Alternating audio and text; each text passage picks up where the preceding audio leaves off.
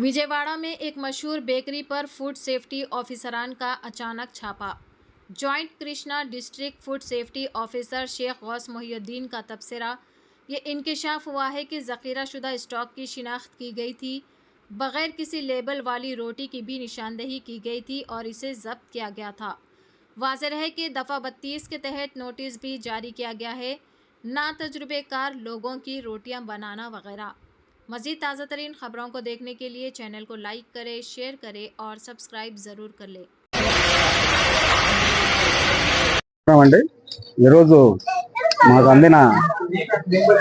Complaint మేరకు గవర్నర్పేటలో ఉన్నటువంటి నవరంగ్ బేకరీని ఆకస్మిక తనిఖీ చేయడం జరిగింది.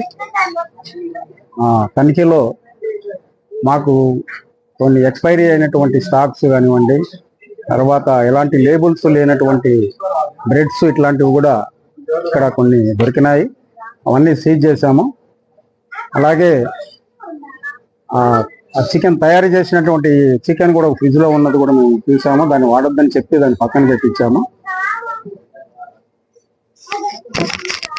వారికి ఈ హెల్త్ ఆస్పెక్ట్స్ లో హైజీనిక్ కండిషన్స్ లో మేము నోటీస్ ఒకటి జారీ చేస్తున్నాము సెక్షన్ 32 కింద.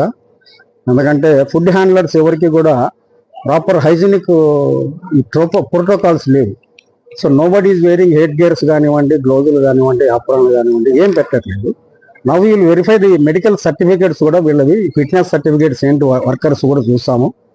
మాకు ఇచ్చిన కంప్లైంట్లో ముఖ్యంగా ఒక పురుగులు ఒక బ్రెడ్లో రావటము, దాన్ని మేము ఈరోజు ఇమ్మీడియట్గా ఆఫీస్కి వచ్చి ఆయన మాకు ఇవ్వటం మూలంగా ఈరోజు ఈ నవరంగ్ బేకరీని ఆకస్మిక తనిఖీ చేశాము.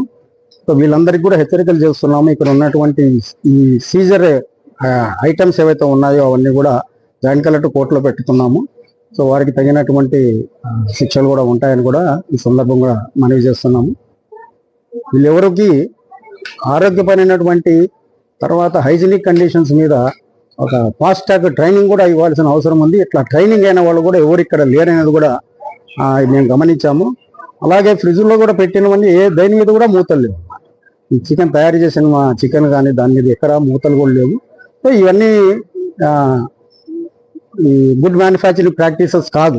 కాబట్టి దీని మీద కఠినంగా చర్య తీసుకుంటాము. ఆ తర్వాత దీన్ని జాయింట్ కలెక్టర్ గారి కోర్టులో కూడా కేసు పెట్టబోతున్నాము. అలాగే ఈ వీటిని శాంపుల్స్ కూడా తీసి ల్యాబొరేటరీ పంపించి హైదరాబాద్లో ఆ తర్వాత తద్వారా వచ్చినటువంటి రిపోర్ట్ బేస్ చేసుకుని మేము దీని మీద తగిన చర్య తీసుకుంటామని మీ ద్వారా ఈ సందర్భంగా తెలియజేస్తున్నాం. అలాగే విజయవాడ నగరంలో ఉన్న అన్ని బేకరీలు కానివ్వండి, అన్ని ఎస్టాబ్లిష్మెంట్ కూడా ఇది ఒక హెచ్చరికగా మేము చేయబోతున్నాము. ఇది మొదటి తప్పిదంగా ముందు మేము వదిలేసి రేపు మేము ఇచ్చినటువంటి నోటీసు 14 రోజులు టైం ఇచ్చేసి దాన్ని రెక్టిఫై చేయమంటాము.